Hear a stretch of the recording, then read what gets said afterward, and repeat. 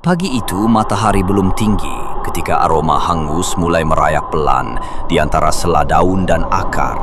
Tapi hutan sudah gelisah, burung-burung tidak lagi berkicau riang, angin tidak lagi berbisik lembut, tanah seolah memberontak, mengirimkan getaran halus yang membuat para penghuninya merasa ada yang tidak beres. Di atas pohon tertua di lembah hutan, seekor monyet tua bernama Biru membuka matanya lebih awal dari biasanya. Ia mengendus udara, dan seketika dadanya mengencang. Asap tidak. Desisnya lirih. Biru melompat turun, dan segera membangunkan anak-anaknya, cucu-cucunya, dan keluarga monyet lain yang tinggal di pohon yang sama. "Bangun, bangun semua, api datang!" teriaknya. Tilo, cucunya yang masih kecil, mengucek mata dengan bingung. "Kebakaran lagi, Kek?" Biru mengangguk pelan. "Lebih besar dari sebelumnya. Kita harus pergi sekarang." Dari kejauhan, kobaran api sudah menjilat bagian timur hutan. Panasnya bisa dirasakan dari tempat mereka berdiri. Dedaunan mulai menguning oleh bara yang dibawa angin. Hewan-hewan lain mulai bermunculan, berlarian, melompat, melata, semuanya dalam kepanikan yang sama. Di antara semak, Lara si Kijang berlari sambil menggendong anaknya yang masih belum bisa berjalan jauh.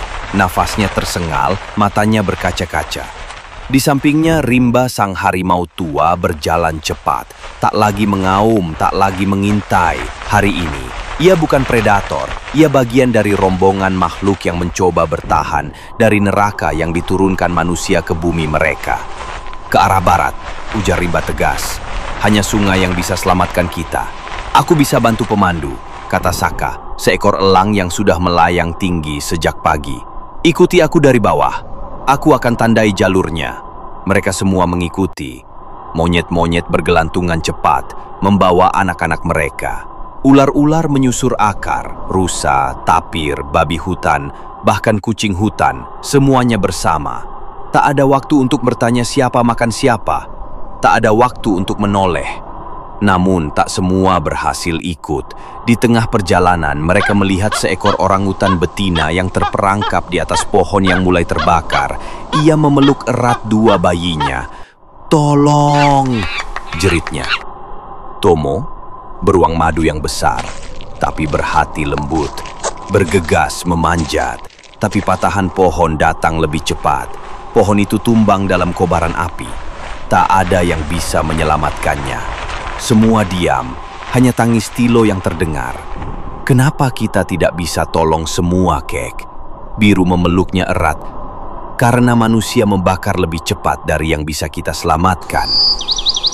Saat mereka hampir tiba di sungai, mereka harus menyeberangi padang ilalang yang luas, tempat bermain rusa dan kelinci kecil biasanya. Tapi hari itu, ilalang menjadi jebakan mematikan. Api datang dari dua sisi. Hewan-hewan harus berlari melompat menyelamatkan siapa yang bisa dibawa. Lara tersandung, bayinya hampir terlempar. Tapi Rimba datang, mengangkat si kecil dengan mulutnya dan membantu Lara bangkit. Sekali lagi, bukan sebagai pemburu, tapi sesama korban. Akhirnya, mereka tiba di tepian sungai. Nafas mereka tinggal sisa, mata mereka memerah, bukan hanya karena asap, tapi karena kehilangan. Hutan di belakang mereka tak lagi berdiri. Yang tersisa hanya asap hitam, bau hangus, dan suara patahan batang yang jatuh satu persatu. "Tempat tidurku, sarangku, semuanya hilang," ujar seekor terenggiling kecil. Suaranya hampir tak terdengar. "Aku tak tahu harus kemana setelah ini," gumam Lara, memeluk anaknya yang mulai demam. Biru menatap langit. "Kita masih punya nyawa, tapi kita sudah kehilangan rumah." "Kenapa manusia lakukan ini, Kek?" tanya Tilo. "Kenapa mereka membakar kita?" Biru menggeleng pelan. "Bukan karena mereka tak tahu kita tinggal di sini, tapi karena mereka tahu dan tak peduli." Rimba, yang sejak tadi duduk diam, akhirnya angkat suara. "Aku pernah dengar mereka bicara.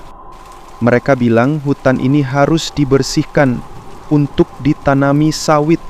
Mereka ingin minyak, uang, dan kekuasaan. Tapi mereka tak pernah bicara tentang kita. Sunyi menyelimuti rombongan hewan itu. Tak ada yang bisa menjawab, sebab pertanyaannya tidak pernah adil. Saka terbang tinggi dan melihat dari atas. Luasnya hutan yang dulu rimbun, kini tinggal arang. Di tepi-tepi, alat berat sudah menunggu. Mesin-mesin sedang bersiap melumat sisa kehidupan.